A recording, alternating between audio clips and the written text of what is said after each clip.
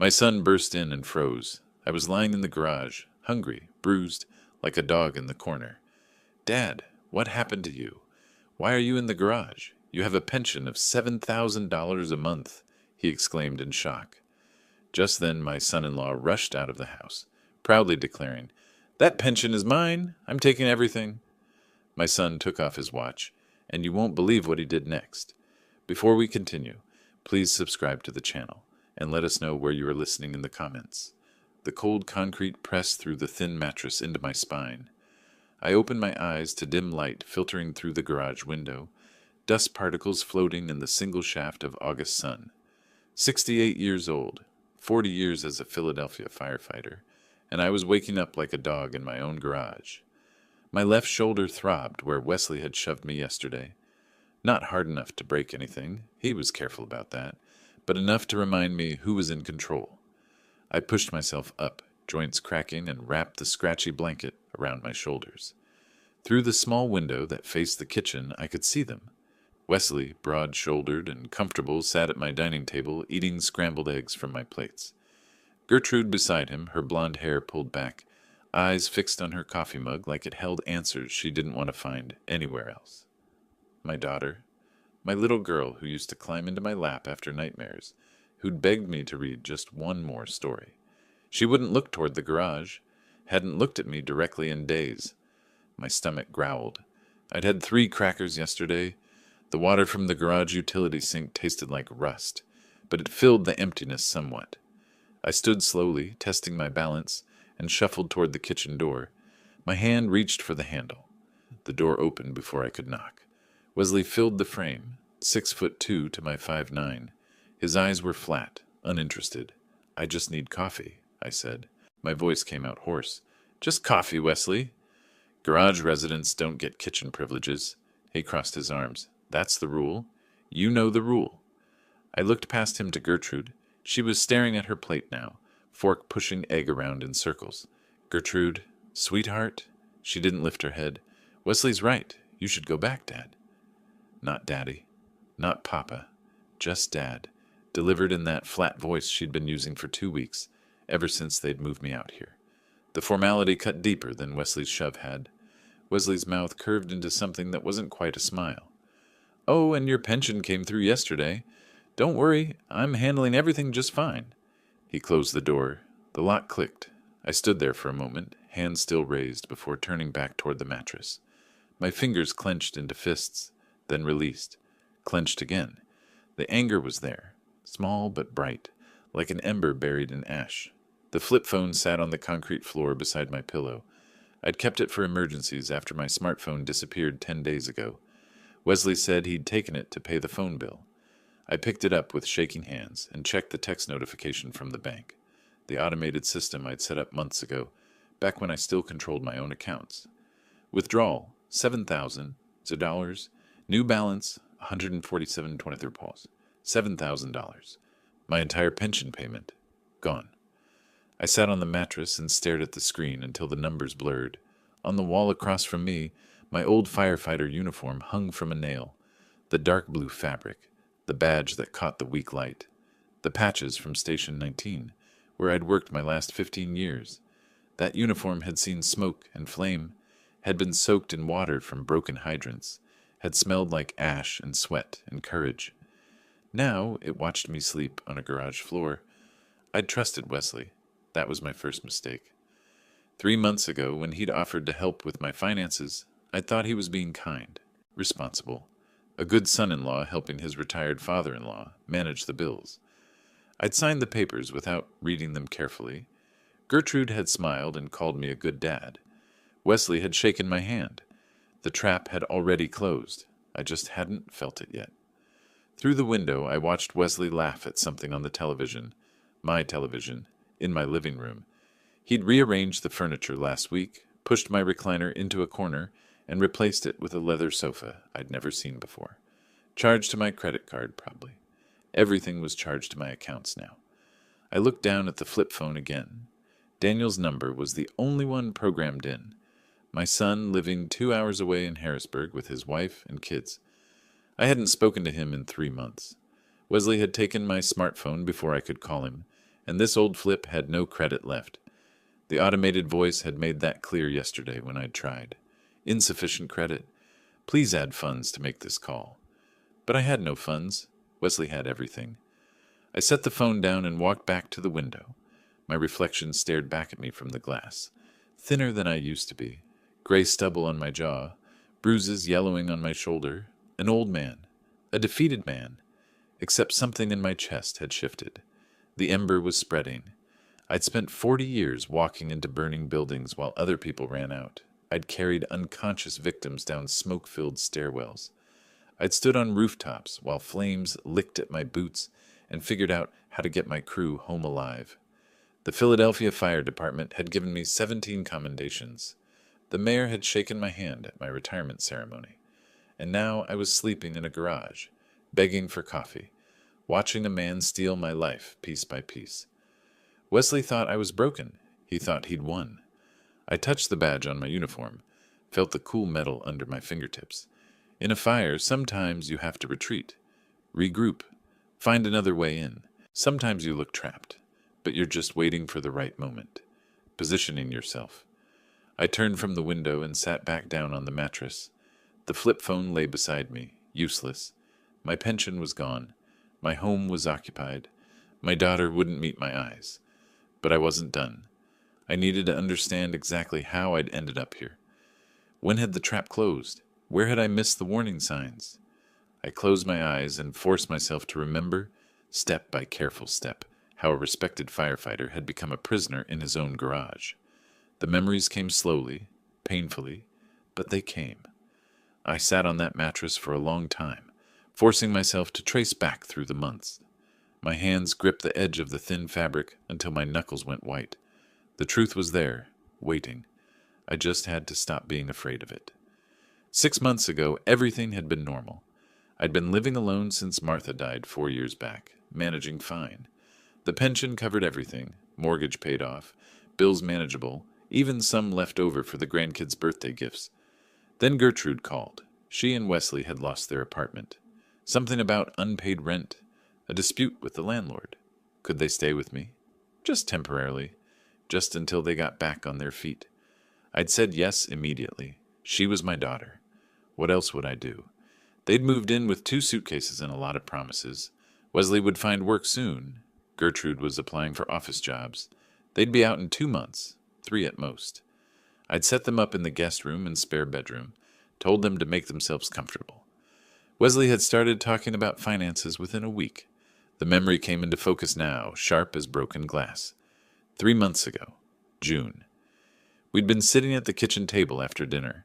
Gertrude was washing dishes, humming something. Wesley had a folder of papers printed from the computer I'd let him use. "Ambrose," he'd said, friendly, helpful, "I've been thinking, you're managing a lot here. Bills, insurance, the pension payments. What if I helped? Took some of that burden off your shoulders?" I'd been tired. I'd spent the afternoon pulling weeds in the heat. "I appreciate it, Wesley, but I've got it under control." "I know you do." He'd opened the folder. "But what if something happens? What if you get sick or forget a payment? With power of attorney, I can handle everything. You just relax, enjoy retirement." I'd frowned at the papers. Legal language, dense paragraphs. "Power of attorney? That sounds serious." "It's standard. Limited power of attorney, just for banking convenience." He'd clicked a pen, positioned it on the first signature line. "You keep control of everything important." Gertrude had come over then, set a cup of coffee beside me, kissed my cheek. "Dad, Wesley's good with finances. It'll be easier for everyone." "You're sure this is standard? For family helping family?" "Absolutely." Wesley had smiled. "My uncle did the same thing with my grandfather. Made everything smoother." I'd signed. 3 pages, 6 signature lines, initials in 4 places. Wesley had pointed to each spot, and I had signed without reading the fine print. Why would I need to? He was family. The trap was set. For a while, nothing changed. Bills got paid. My pension arrived like always. Wesley said he'd moved everything to a joint account for easier management, but I had access. If I needed cash, I could ask. No problem. 6 weeks passed before I noticed. The memories shifted forward. Late July. I'd been opening mail at the kitchen table, mostly junk, some catalogs. Then the bank statement. I'd opened it out of habit and stared at the balance. $347. That couldn't be right. My pension was $7,000 a month. Even with bills, there should have been thousands left. I'd called the bank. The woman on the phone had been polite, patient. Yes, Mr. Russell, your pension is being directly deposited. No, not to this account anymore. It's auto-transferring to a different account, the joint account ending in 4792. Set up 2 months ago. I'd found Wesley in the living room watching television. Wesley, I need to talk to you about the bank accounts. He'd barely looked up. What about them? My pension. It's going to some other account. The woman at the bank said joint account. Oh, that's the one I set up. More efficient. He'd reached for the remote, changed the channel. Don't worry about it. But I need access to... You have access. I'll give you cash as needed. He'd glanced at me then, and something in his eyes had been different, harder. It's better this way, Ambrose. Trust me. The alarm bells had started then. Quiet at first, but there. I'd started watching more carefully after that. Noticed the new laptop that appeared in the spare bedroom. The expensive dinners Wesley brought home. Steaks, wine, food I couldn't afford. The leather jacket Gertrude wore, tags still attached. $300 visible on the sleeve. When the credit card statement arrived, forwarded from the joint account, I'd seen it all. Electronics, restaurants, clothing, furniture. Thousands of dollars. My thousands. 1 month ago, I'd confronted him. The memory burned now, made my hands shake, even sitting in the garage. I'd waited until Gertrude was at the grocery store. Wesley had been in my recliner, feet up, drinking my beer. Wesley, where's my pension? I'd been holding the bank statements, 6 of them highlighted in yellow. The account is empty. Where's my money? He'd set down the beer slowly. Our money? You signed it over. I'm managing it properly. Managing it? You're stealing it. My voice had risen. I never agreed to this. I signed papers for convenience, not for you to... He'd stood up, fast. Suddenly he was close, using his size, his height. I'd stepped back instinctively. You signed the papers, he'd said, voice cold. It's legal. Power of attorney means I control the accounts.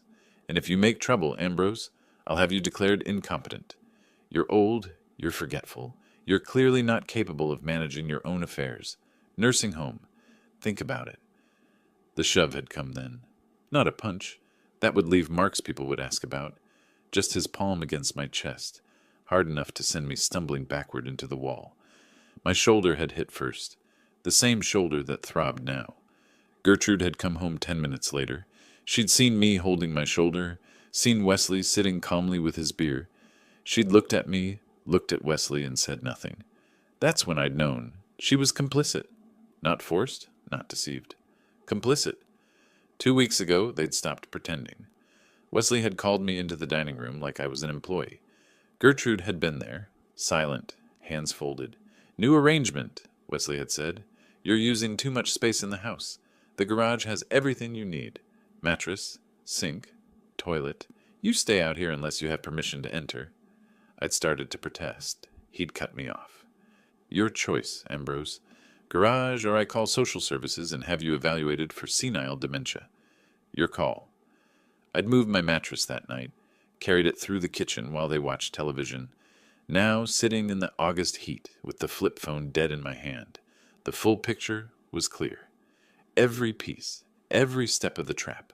For weeks I'd been thinking like a victim. Trapped, helpless, afraid. But victims don't survive burning buildings. Firefighters do. And firefighters don't panic. They plan. They find the exits. They know the structure's weaknesses. They wait for the right moment. I stood and walked to my uniform, touched the badge again. Remembered, in a fire, sometimes you have to retreat to advance. Sometimes you look beaten, but you're positioning yourself for the next move. Wesley thought he'd won, thought I was broken. He was wrong. I looked at my reflection in the garage window. Older, thinner, bruised. But my eyes were different now, harder, clearer. I couldn't call Daniel, not yet. Not without a real phone. But Wesley had given me something valuable. Time. 2 weeks in this garage, watching them through that window. I'd learned their patterns, their routines. When Wesley left for his afternoon walks, when Gertrude took her long baths, where they kept the spare keys, how the house sounded when they slept. I'd learned something else too. I wasn't done fighting. Not even close. The next day, something changed. Something Wesley didn't expect. Friday evening, the garage had that particular quality of silence. Not peaceful, just empty. I sat on the old wooden chair I'd dragged from the corner, watching shadows lengthen through the window. My posture was different now, straighter. The bruise under my left eye had turned yellowish purple, 2 days old from Wesley's accidental elbow. But something inside me had shifted since yesterday's memories. I wasn't just surviving anymore. I was waiting. Then I heard it, the specific rumble of Daniel's Honda Accord, the one with the slightly loose exhaust he kept meaning to fix. My heart seized in my chest. Hope and dread collided like chemical reactions. Not now, not like this. He couldn't see me like this. But the engine cut off, car door slammed. Footsteps on the driveway. Through the small window, I watched the house. Couldn't see the front entrance from here, but I heard the door open. Heard Daniel's voice, warm and unsuspecting. "Hey, anyone home? Where's Dad?" A pause. Then Gertrude, too quickly voice pitched wrong. "Daniel, we didn't know you were coming. He's in the garage, working on something." Wesley's voice drifted out, casual but territorial. "Daniel, long time." I stood slowly, hands shaking. Part of me wanted to call out, warn him somehow. Another part wanted to hide, preserve the illusion that everything was fine, protect my son from the truth. But my legs wouldn't move either direction. "Where's the garage?" Daniel asked. He knew where it was. He'd grown up in this house. The question was a challenge. Footsteps approached. The garage door swung open. Light from the house flooded in, and Daniel's silhouette filled the doorway. Taller than I remembered, broader. His face emerged from the backlight, and I watched the emotions cycle across his features. Confusion, horror, shock. His eyes found mine, then tracked down to the bruise, the mattress on the concrete, the single thin blanket. "Dad?" His voice cracked slightly. "Dad, what? What happened to your face?" I couldn't speak, couldn't form words. Just stood there like a specimen under examination. He crossed the space in 3 strides, gripped my shoulder. "You're living in the garage. Why are you living in the garage? You have a pension, $7,000 every month." "Daniel," my throat was dry. "You shouldn't have come." $7,000, Dad? Where is it?" "It's complicated, son." Wesley appeared in the doorway then, chest puffed, filling the frame with his bulk. That smug expression I'd come to know so well. "Not complicated at all," Wesley said. "That pension belongs to me now. I control everything. Your father signed the papers." Daniel turned slowly, stood to his full height. "Excuse me?" "Power of attorney, all legal." Wesley stepped into the garage like he owned it, which, in his mind, he did. He signed it over. "The money's mine, the house is mine. Well, it will be. And this?" He gestured at the mattress, at me. "This is where he lives now. House rules." From the doorway, Gertrude's voice came weakly. "Wesley, maybe we should—" "Shut up, Gertrude." Wesley didn't even look at her. "Your brother needs to understand how things work here." Daniel's jaw tightened. His hand moved to his wrist, to the watch there. An Omega, stainless steel catching the light. I'd seen it before, Christmas 2 years ago. He'd been proud of it. Company gift for hitting targets 3 years running. He unclasped it. The click was loud in the silence. Waited in his palm for a moment, then set it down on the dusty workbench with deliberate precision. "This watch is an Omega," Daniel said, each word measured and cold. "Company gave it to me for hitting targets 3 years running, worth about $8,000. He looked at Wesley. "Take it." Wesley blinked. "What?" "Take the watch, take it, and walk out of this house right now, before I make a phone call you won't like." The watch sat between them on the workbench. $8,000 in stainless steel and craftsmanship, sitting on sawdust and old oil stains. Wesley stared at it, then at Daniel, then at the watch again. His face went through calculations. Greed, suspicion, anger. Behind him, Gertrude had gone pale, one hand pressed to the doorframe for balance. "Take it," Daniel repeated. "Last chance." Wesley's mouth curved into that smile again, the one that said he'd already won. He reached down, lifted the watch, turned it over in his thick hands. "Nice watch," he said, setting it back down. "But why would I take $8,000 when I've got $7,000 coming in every month? For free?" Daniel's voice stayed level. That pension isn't yours. It is now. Power of attorney, kid. All legal. Wesley crossed his arms, confident. You want to call the cops? Go ahead. They'll tell you the same thing. Your old man signed it over. His choice. Daniel's hand slid into his pocket, pulled out his smartphone. Wesley's smile widened. Be my guest, Wesley said. They won't do anything. I've got the paperwork. The pension gets deposited into my account. This house? Once I get him declared incompetent, it'll be mine too. And he lives in the garage because those are the rules now. My rules. I watched Daniel's face. Watched something shift behind his eyes. He held the phone casually, angled away from Wesley. His thumb moved across the screen, but he didn't raise it to his ear. You're forcing him to live out here, Daniel said quietly. Not a question, a prompt. Forcing? Wesley laughed. He's free to leave any time. Find himself a nice nursing home. State-run facility for incompetent seniors. That's his other option. And you're spending his pension. My pension now, legally transferred. Like I said, paperwork's all in order. Gertrude made a sound from the doorway, almost a whimper. Wesley, maybe we should just... Daniel didn't look at her. His voice went cold. Don't. Not one word, Gertrude. Danny, you don't understand. We needed... I'll talk to you later. Daniel's eyes never left Wesley. Right now, I'm getting Dad out of here. Wesley stepped forward. He's not going anywhere. This is his home. Daniel moved to my side, put a gentle hand on my shoulder. Dad, get up. We're leaving. I stood. My legs felt weak, but Daniel's grip steadied me. Wesley blocked the door. You can't just... Move! Daniel's voice carried something I'd never heard before. Not anger. Something colder than that. Authority. Wesley hesitated. For the first time since this started, I saw doubt flicker across his face. Then he stepped aside. Daniel guided me past him, past Gertrude, who pressed herself against the wall, through the house that used to be mine. I didn't look at the furniture, the rearranged rooms, the life they'd built with my money. Just kept walking. Daniel's hand steady on my shoulder until we reached his car. He opened the passenger door, helped me in like I was fragile. Maybe I was. We pulled out of the driveway. I watched the house recede in the side mirror. Wesley stood in the doorway, arms crossed, still wearing that confident smile. He had no idea what Daniel had just done. The car felt like a different world, clean, warm, safe. I sat in the passenger seat, hands folded in my lap, watching Philadelphia suburbs slide past the window. Evening lights coming on, people in their houses living normal lives. You shouldn't have seen that, I said finally. Daniel's hands gripped the steering wheel. His jaw was tight. How long, Dad? How long has this been happening? 3 months since the papers. 2 weeks in the garage. The bruise? I touched my eye without thinking. 2 days ago. He gets angry when I ask questions about the money. The muscles in Daniel's jaw worked. He said nothing else until we pulled into a Holiday Inn Express parking lot. Got out, came around, opened my door like I might break if handled roughly. We walked to the lobby together. He paid with a corporate credit card, told the desk clerk, visiting family. Got 2 key cards. The elevator ride was silent. The hallway was silent. He unlocked room 214, held the door. 2 beds, clean white linens, television, bathroom with actual hot water.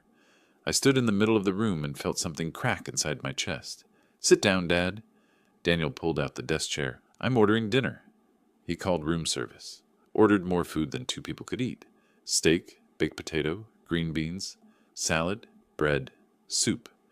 When I started to protest the cost, he just shook his head. The food arrived 20 minutes later. Daniel set it out on the desk, handed me a fork and knife. I looked at the steak. Thick, properly cooked, steam rising, and my hands started shaking. When did you last eat? Daniel asked quietly. Yesterday.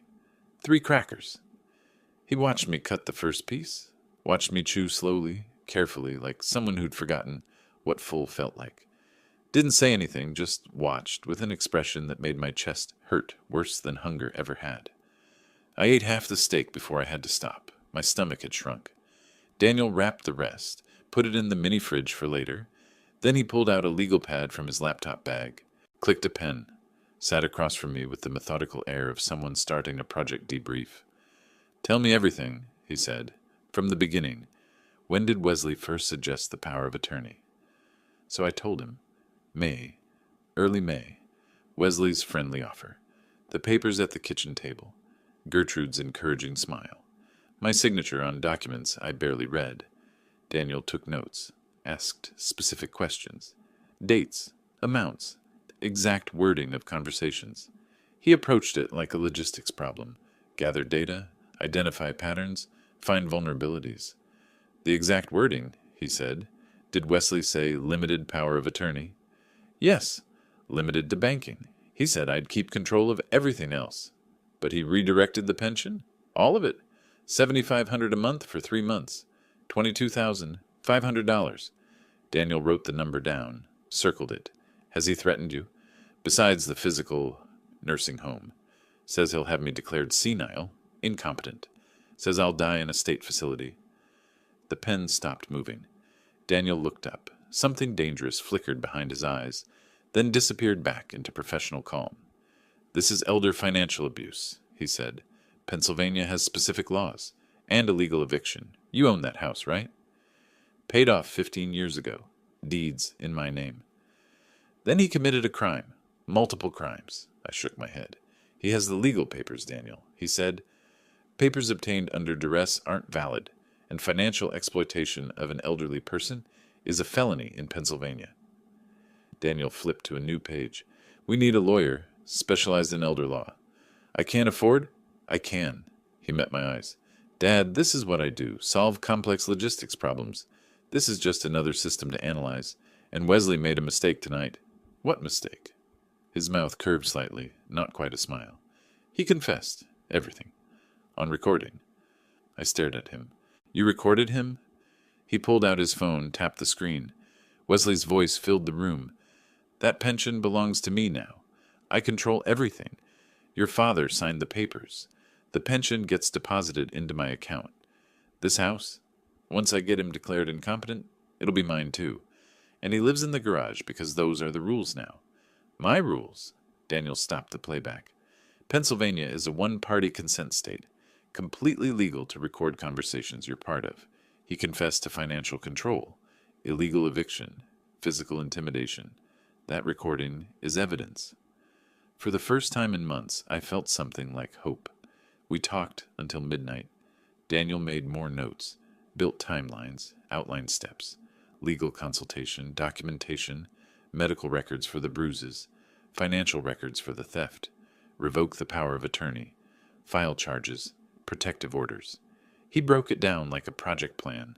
Objectives, resources, timeline, obstacles.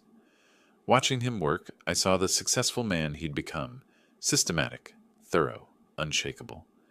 Finally, exhausted, we both lay down in our separate beds. The room went dark. I heard Daniel breathing in the other bed, awake like I was. Thank you, I said into the darkness. We're going to fix this, Dad. All of it. I believed him. Morning came too soon. Daniel's alarm went off at 6. He showered, packed, checked us out by 7.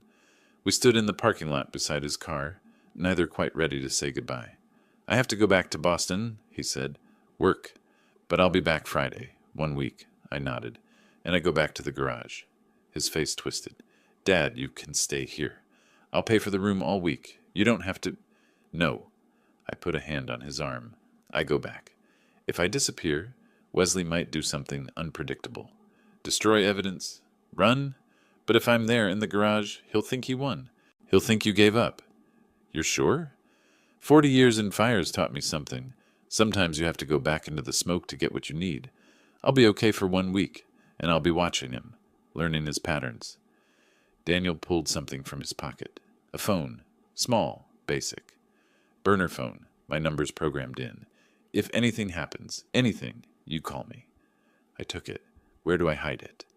Somewhere he won't think to look. I thought of my firefighter jacket. The inside lining had a small tear. Perfect. Daniel hugged me, held on longer than necessary. 1 week, Dad, I promise. I know. I watched him drive away, stood in that parking lot until his car disappeared around the corner. Then I walked back toward the house, toward the garage. My steps were steady. Wesley and Gertrude were watching from the living room window when I arrived. I saw the curtain move, saw Wesley's face, that satisfied smirk back in place.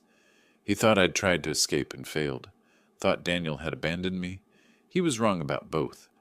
I walked into the garage, lay down on the mattress, stared at the ceiling, slid my hand into my pocket and felt the burner phone there. Small, solid, real. 1 week, I could survive 1 week. I'd survived worse. And this time, I wasn't surviving alone. Daniel texted when he got back to Boston. Made it. Starting lawyer research tomorrow. Hang tight. Sunday, another text.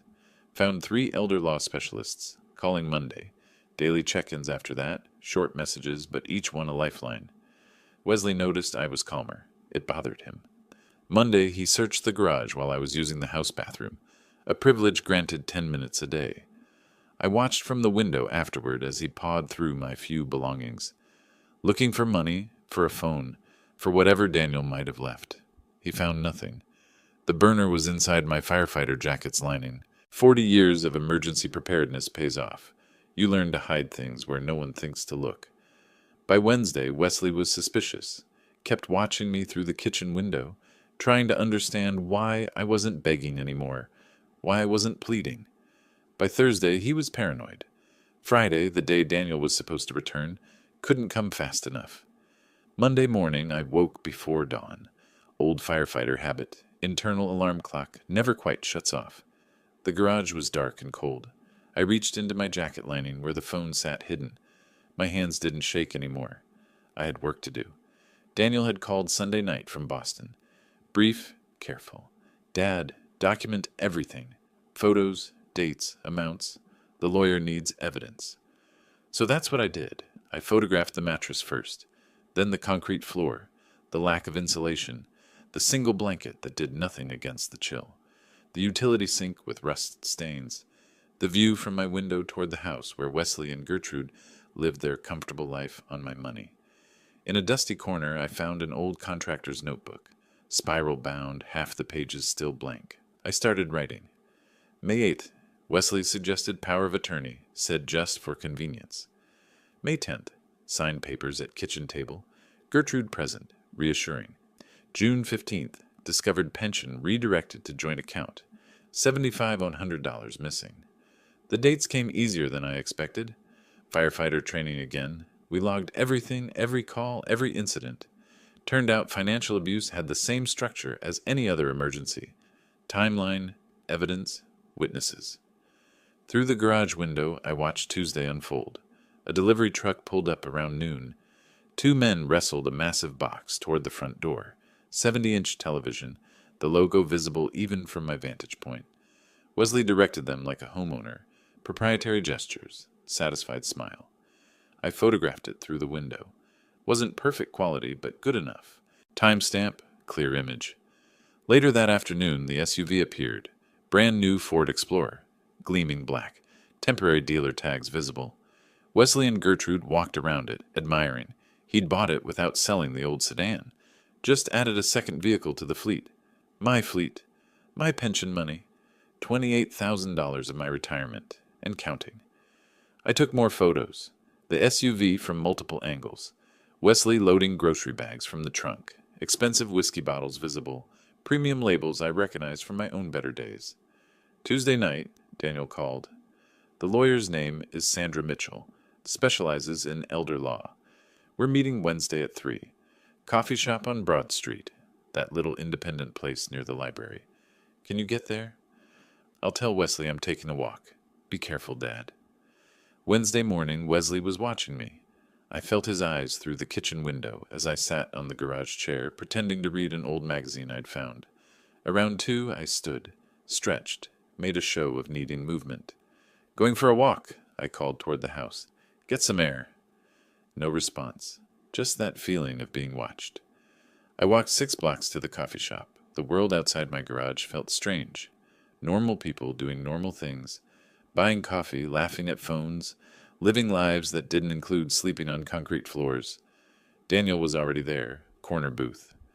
The woman beside him was mid-50s, professional gray suit, leather briefcase on the table. She stood when I approached, extended her hand.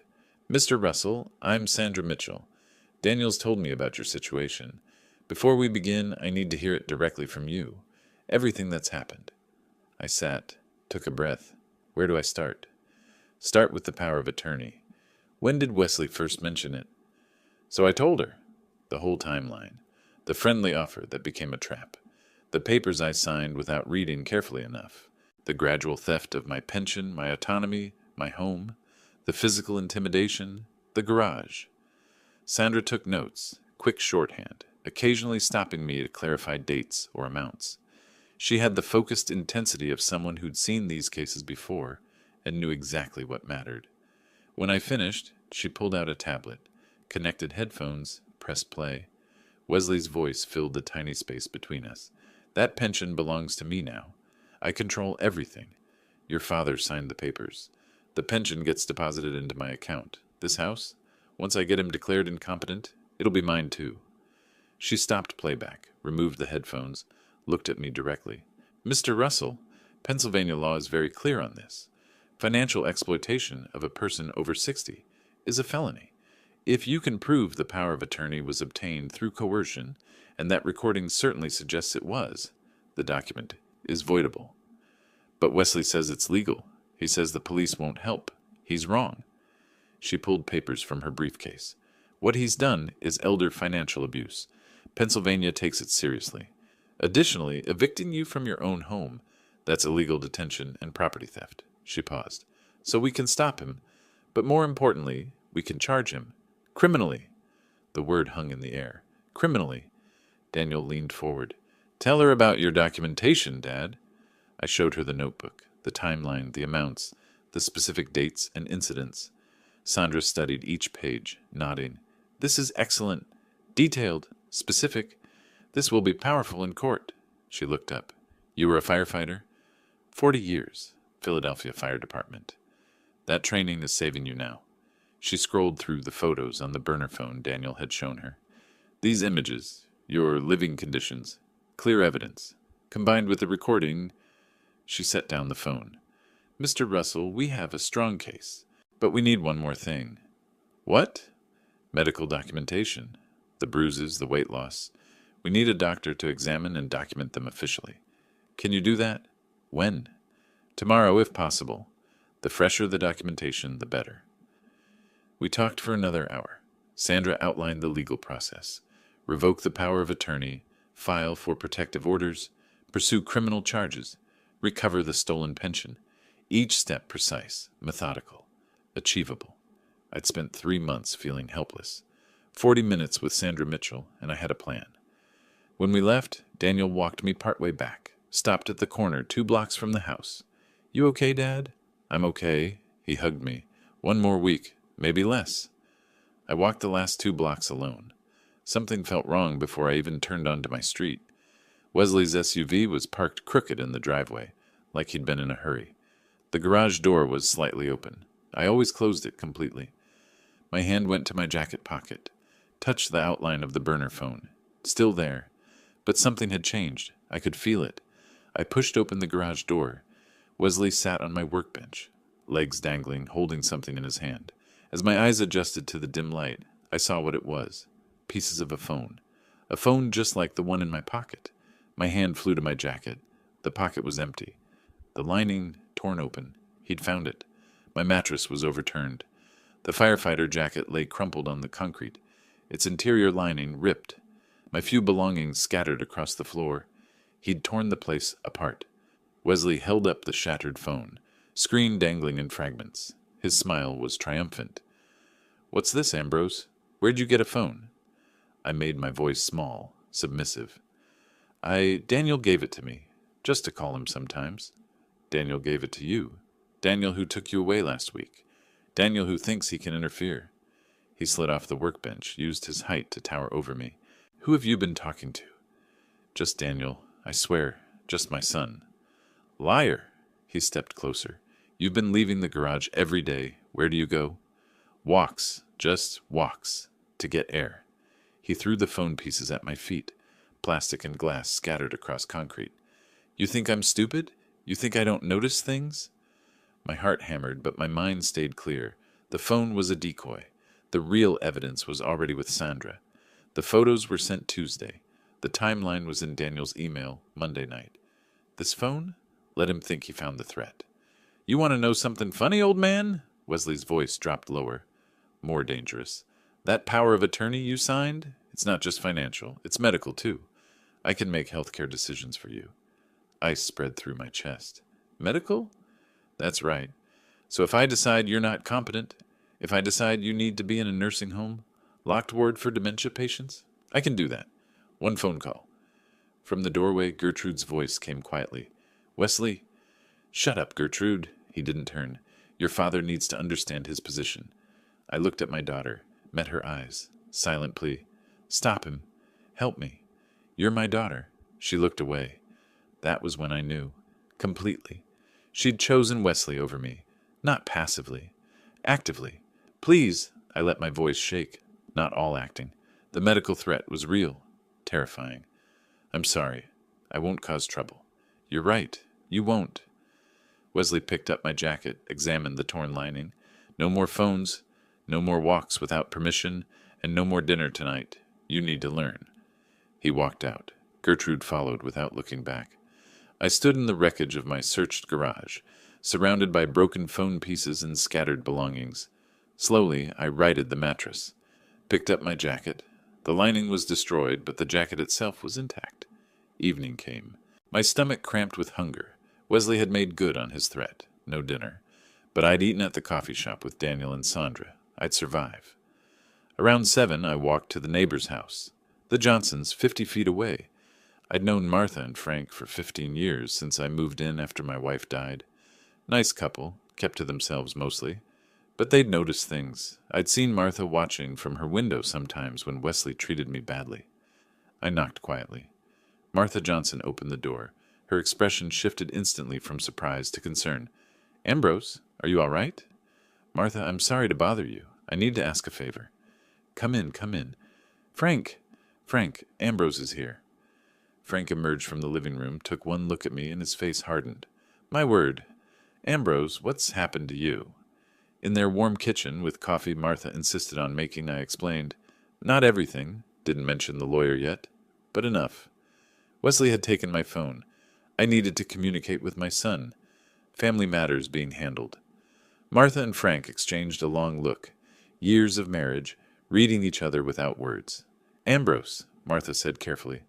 We've been worried. We see things. How you live in that garage. It's being handled, I said. I have help. I just need a way to communicate. Frank stood decisive. Use our phone anytime, day or night. We mean it. How long has this been going on? Martha asked. Months, but it's ending soon. She reached across the table, put her hand over mine. We should have said something sooner. We should have done something. You're doing it now. That's what matters. Frank gave me their phone number written on a piece of paper. Told me the back door was always unlocked if I needed to come over when they were out. They had a spare key under the mat. Actually told me where it was. I walked back to my garage, feeling less alone than I had in months. That night, from the Johnsons' house, I called Daniel. Told him about the phone Wesley found. He laughed. Actually laughed. Dad, that phone was backup. Everything's already with Sandra. He found nothing important. He has medical power of attorney. He threatened nursing home. Daniel's voice went cold. Forward that to Sandra. She needs to know.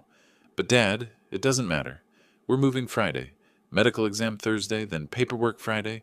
You hold on until then. Thursday morning, Wesley cut my food again. Breakfast was 2 crackers. Dinner would be the same if I got dinner at all.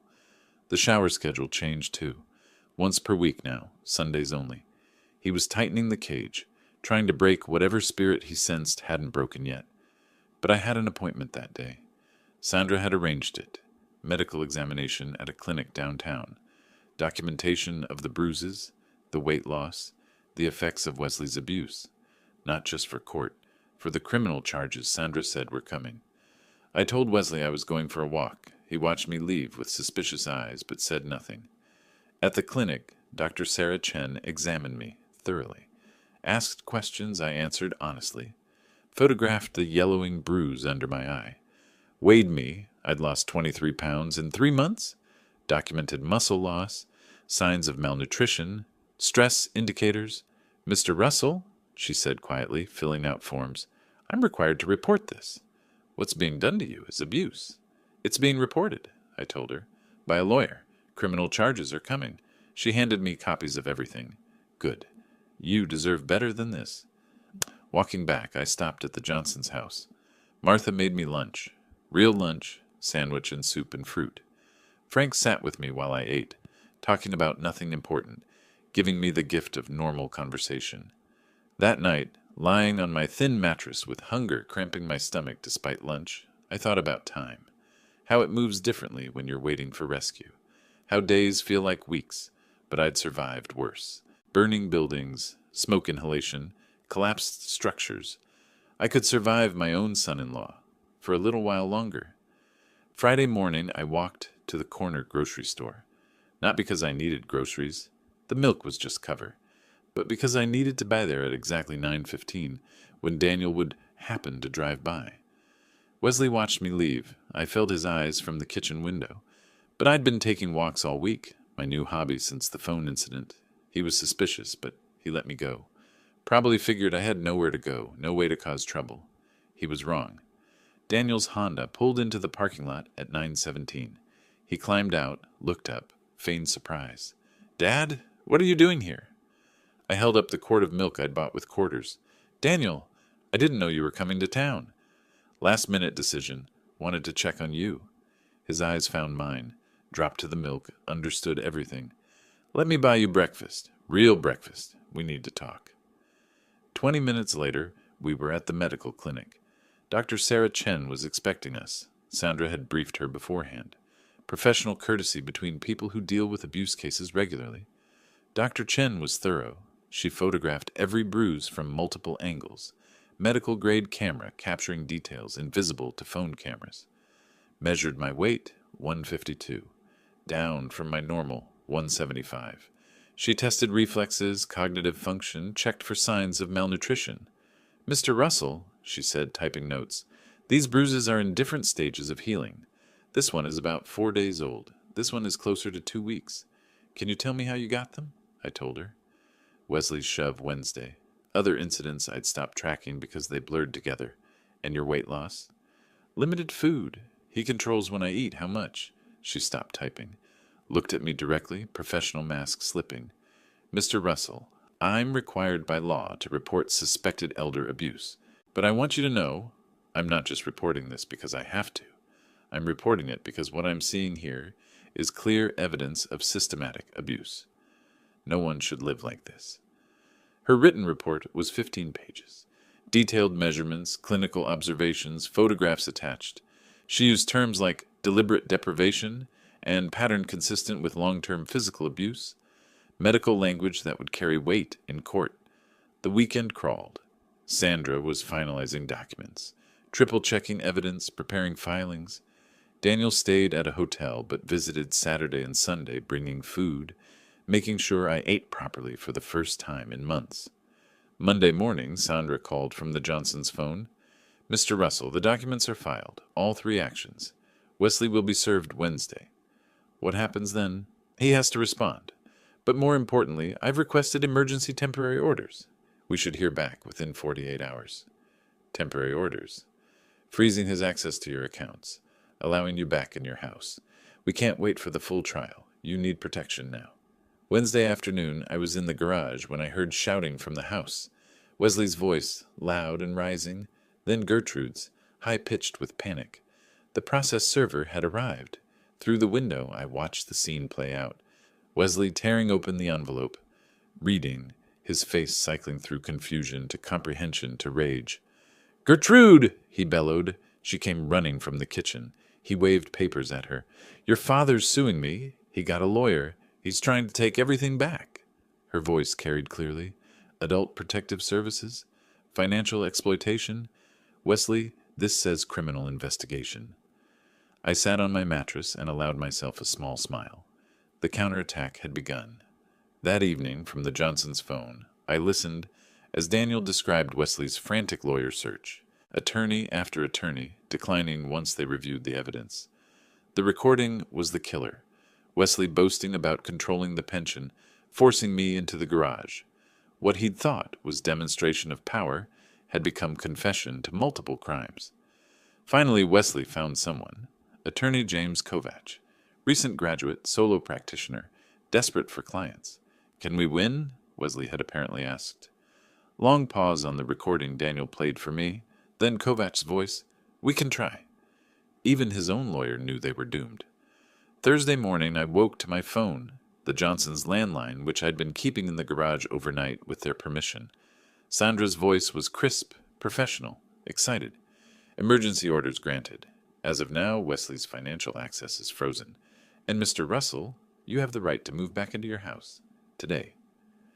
I sat on the thin mattress one last time, looked around the garage that had been my prison for 3 weeks, the concrete floor, the single bulb, the window through which I'd watched my life being stolen. Then I stood, gathered my few possessions into a plastic bag, and walked to the front door. Wesley was in the living room, watching. I'm moving back inside, I said. Guest bedroom. He stood. You can't just... I held up the printed court order Daniel had emailed to the Johnsons. Court order says I can. Section 2, paragraph 3. Read it if you want. His voice went dangerous. You're making a mistake, old man. I met his eyes. No fear anymore, just cold certainty. The only mistake I made was trusting you. That won't happen again. I walked past him to the guest bedroom, closed the door, turned the lock. The click of that lock was the sweetest sound I'd heard in months. Thursday morning, 10:15, Teresa Williams pulled into the driveway in a county vehicle marked Adult Protective Services. I watched from my new window, the guest bedroom window, not the garage, as Wesley straightened his shirt, arranged his face into a welcoming expression, and opened the front door before she could knock. Good morning. You must be Ms. Williams. Welcome, welcome. We're so glad you're here to clear up this misunderstanding. I'd seen enough performances in my firefighting career, people lying to investigators after arson, claiming electrical fires when they'd torched their own businesses for insurance.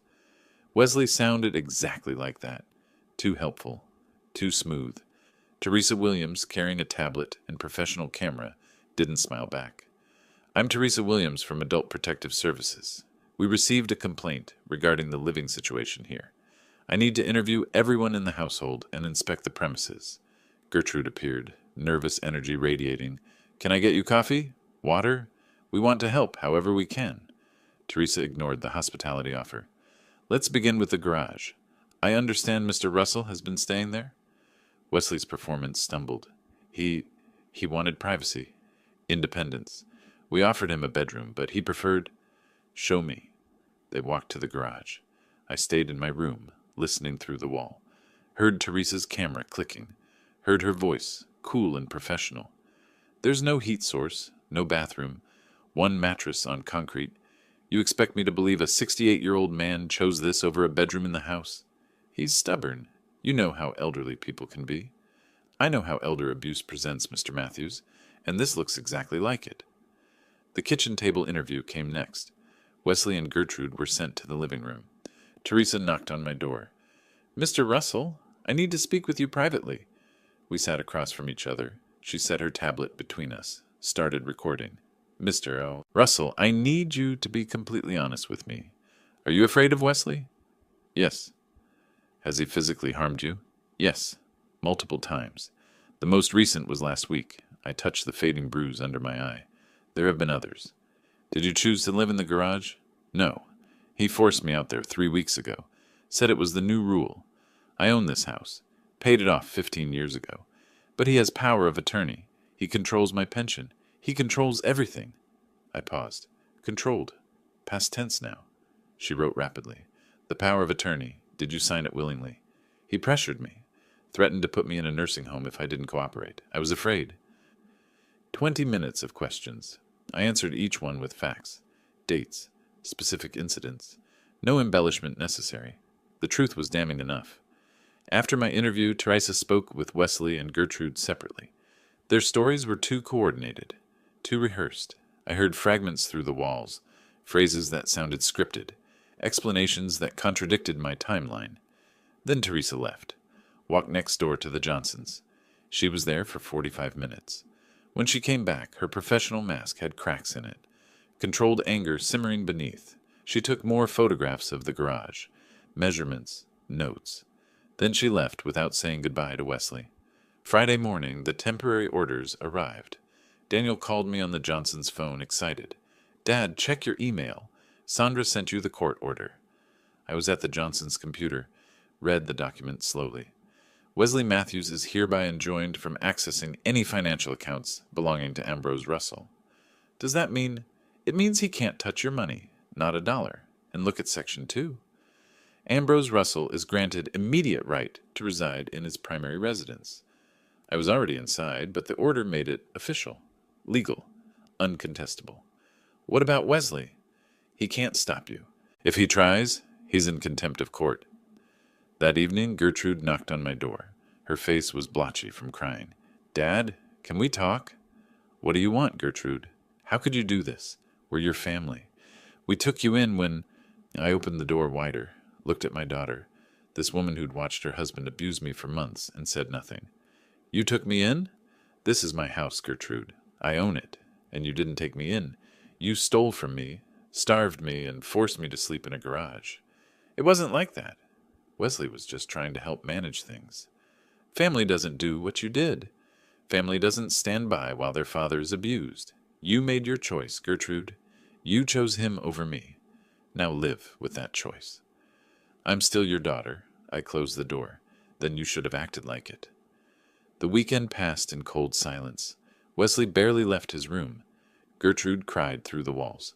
I stayed in the guest room, door locked, eating food Daniel brought, regaining strength. Sandra called Sunday afternoon.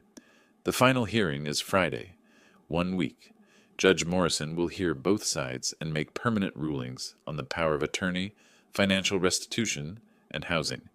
The APS report will be part of the record. What about criminal charges? Teresa's recommending prosecution. The district attorney will decide after the civil hearing.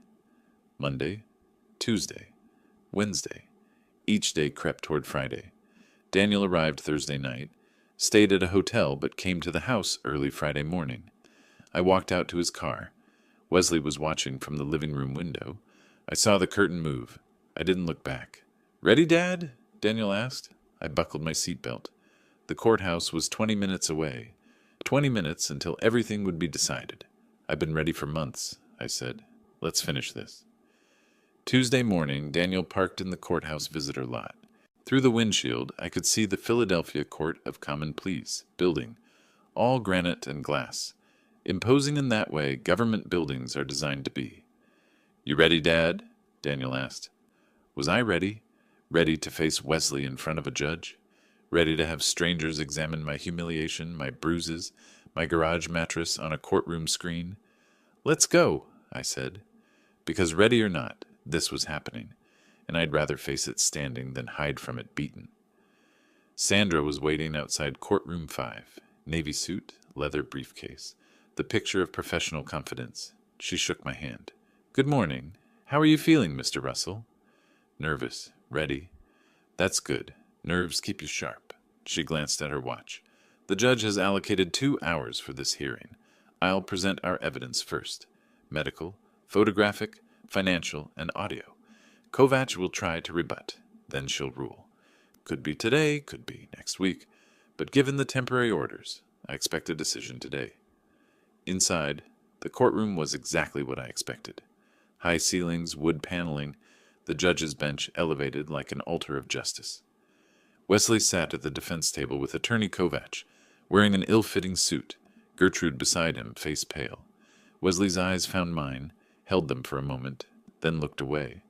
Judge Patricia Hendricks entered at precisely 10 o'clock. Late 60s, steel-gray hair, the kind of face that had seen everything twice and wasn't impressed either time. "Be seated. Ms. Mitchell, you may proceed with your opening statement." Sandra stood. "Thank you, Your Honor. This case is straightforward. The defendant, Wesley Matthews, systematically exploited his father-in-law through financial manipulation, physical abuse, and unlawful deprivation of housing. We have medical evidence, photographic evidence, financial records, witness testimony, and most damningly, an audio recording of Mr. Matthews confessing to these actions." She clicked her remote. The courtroom screen illuminated with Dr. Chen's medical report, photographs of my bruises, purple, yellow, green, in various stages of healing. The judge leaned forward, reading. Then came the garage photos. The thin mattress, the concrete floor, the single bare bulb, the utility sink, each image more damning than the last. Judge Hendricks's expression hardened. Financial records next. Bank statements highlighted in yellow. $7,500. Redirected monthly.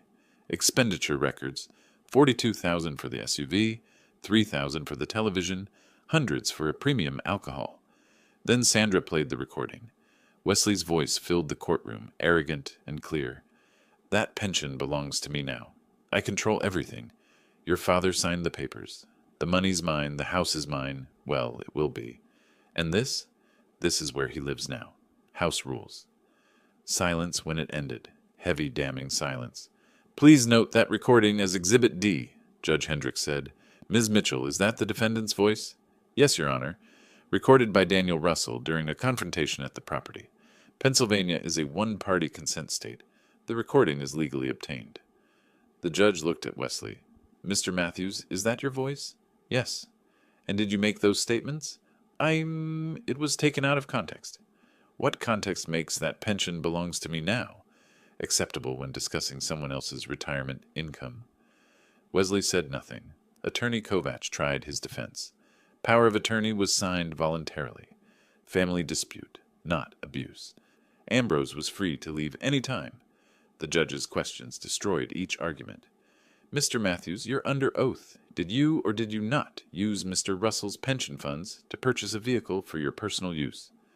We needed transportation. A $40,000 SUV? Mr. Russell already owned a functional vehicle, correct? Yes, but did you ask his permission before spending his money? Pause. Then quietly, no. Did Mr. Russell live in the garage by his own choice? It was complicated. Space issues in a 3-bedroom house occupied by 3 people. Try again. Silence. Let me be more direct. Did you tell Mr. Russell he had to live in the garage? Very quietly. Yes. The judge sat back, studied Wesley for a long moment. I've heard sufficient evidence to make my ruling. Mr. Matthews, Ms. Matthews, please stand. They stood. Gertrude was shaking. I find that the power of attorney was obtained through coercion and threats. Even if it had been signed voluntarily, the subsequent use constitutes financial exploitation under Pennsylvania statute. The power of attorney is hereby voided in its entirety, effective immediately. She paused. Let it sink in. Furthermore, I find that Mr. Matthews misappropriated approximately $28,000 of Mr. Russell's pension funds. Restitution in that amount is ordered, payable within 90 days. Gertrude whispered something I couldn't hear. Third, regarding the housing situation, Mr. Russell is the lawful owner of the property. Mr. and Ms. Matthews are hereby ordered to vacate the premises within 48 hours. Failure to comply will result in law enforcement assistance. Wesley's face went pale. 48 hours? That's Thursday at noon. Finally, I am issuing a protection from abuse order. Mr. and Ms. Matthews are prohibited from contacting Mr. Russell or coming within 500 feet of his person or property. Long pause. One more thing. The evidence presented here suggests criminal conduct, specifically financial exploitation of an older adult, which is a felony in Pennsylvania. I am referring this matter to the Philadelphia District Attorney's Office for review and potential prosecution. The gavel struck. Court is adjourned. In the hallway, Gertrude approached me, crying, Dad, please. We didn't mean... I stepped back. Don't. Just don't. We'll pay you back. We'll make this right. You had months to make it right. You chose not to. Daniel positioned himself between us. The judge issued a no-contact order. You need to leave. Wesley pulled Gertrude away, his voice venomous. This isn't over. Sandra stepped forward. Actually, Mr. Matthews, it is. And if you violate that protection order, you'll be arrested. I suggest you spend the next 48 hours packing, not making threats. We walked out into afternoon sunlight. The contrast was sharp, from the dim courtroom to bright August day, from testimony to vindication. Sandra shook my hand on the courthouse steps. You'll receive the written order within 24 hours. Enforcement begins immediately. If they're not out by Thursday noon, call the police. Daniel hugged me. It's over, Dad. You won. Not quite over. Wesley and Gertrude had 48 hours to pack and leave. Thursday at noon, I'd walk back into my home, truly mine again. But standing there on those courthouse steps, breathing free air, knowing the judge had seen the truth and ruled in my favor, that felt like winning. Tuesday evening, we sat in Daniel's hotel room. Sandra had gone home, but she'd left us with copies of the court order, highlighted sections marking our victories. "You should stay here until they're gone," Daniel said. "I've already paid for the room through Friday." I nodded. I wasn't afraid of Wesley anymore. The court had neutered him, but I didn't want to watch him pack. Didn't want to share space with him for even one more night. "Thursday noon," I said, reading the order again. "They have to be out by Thursday noon. 2 more days. I can wait 2 more days." Wednesday afternoon, I drove past the house, saw boxes through the windows, chaos of frantic packing. Gertrude spotted me from the living room, came outside, face streaked with tears. "Dad, please, can we talk?" I kept the car running, but rolled down the window. "What is there to say, Gertrude?" "I'm sorry. I know I should have stopped him. I should have protected you." "You're right. You should have.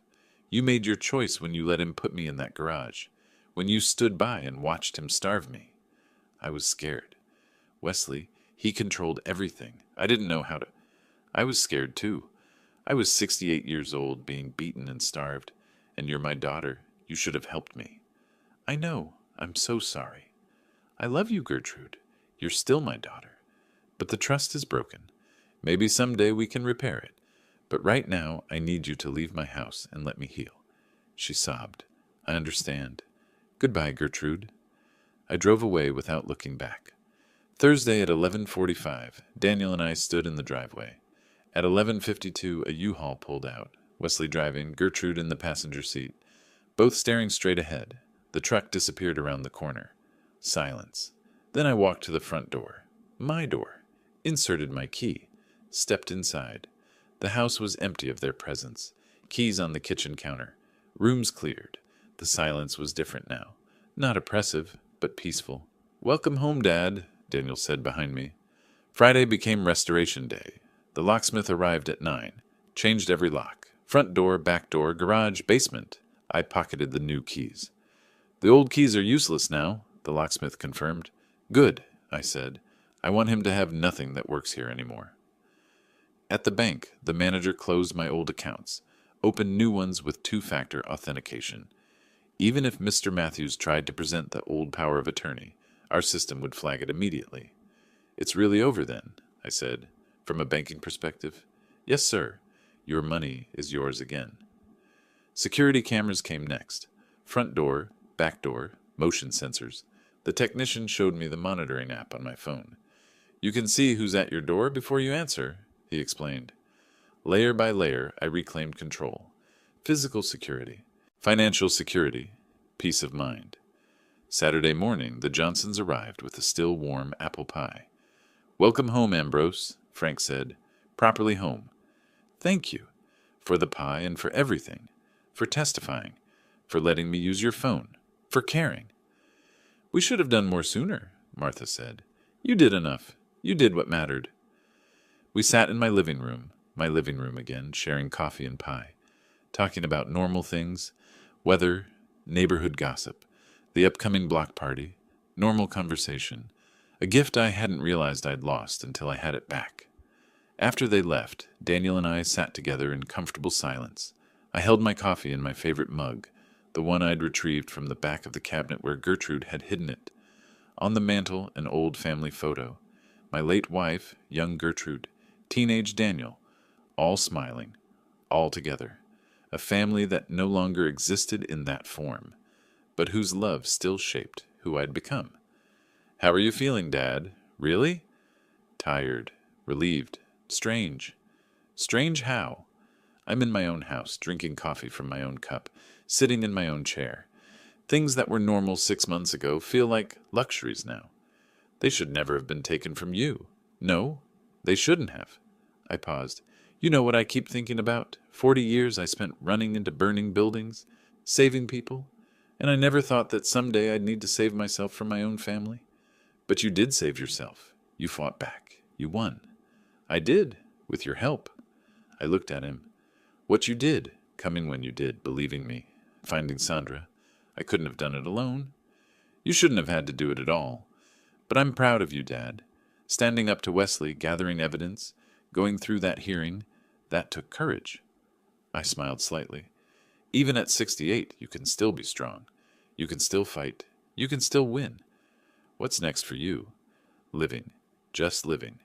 In my house. With my pension. On my terms. That's enough? 1 month later, the mail brought news. First, a formal notification.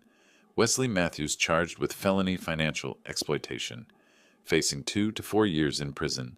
Second, a handwritten letter. Gertrude's careful script. Dear Dad, I know this letter can't fix what I did. I know sorry isn't enough, but I need you to know.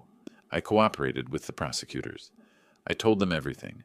They offered me probation if I testified against Wesley, and I took it. Wesley's facing prison now. I'm ashamed it took losing everything to see what he was. What I let him do to you, I don't expect forgiveness. I don't deserve it. But I hope someday, maybe years from now, we might talk again. I love you, Dad. I always did. Gertrude. I read it twice, then folded it carefully and placed it in my desk drawer. Not thrown away, not answered yet, just saved. For later, for someday, for when I was ready. Maybe we'd talk again. Maybe we wouldn't. I'd decide on my own timeline. That evening I sat in my living room as the sun set, my house, my chair, my life. Outside, the Johnsons were working in their garden. A couple walked their dog past my driveway. Normal suburban evening. I'd spent 3 months in that garage. 3 months afraid, hungry, humiliated. But I'd survived. More than survived. I'd fought back and won. The pension was mine. The house was mine. The dignity was mine. And sitting there in the peaceful silence of my restored life, that was everything. If you like this story, please like this video, subscribe to the channel, and share your impressions of this story in the comments. To listen to the next story, click on the box on the left. Thank you for watching. Did you enjoy my story? What a journey it has been. I truly wonder, what would you have done if you were in my shoes? Would you have chosen silence to keep the peace, or would you have done what I did to reclaim your dignity? Let's meet in the comments below. I'm so curious to hear your thoughts. I'm reading every single one. Which city are you listening from tonight? If my story resonated with you, you can support me and help me bring more stories like this to the world by sending a super thanks. Your sweet support means the world to me and allows me to continue this journey with all of you. On the screen now, you can see 2 new life stories that I highly recommend you watch next. There are so many more on my channel, each with its own lessons and triumphs. Don't forget to subscribe and click the notification bell so you never miss a new chapter. Thank you for being here with me. Until the next story, with love and respect.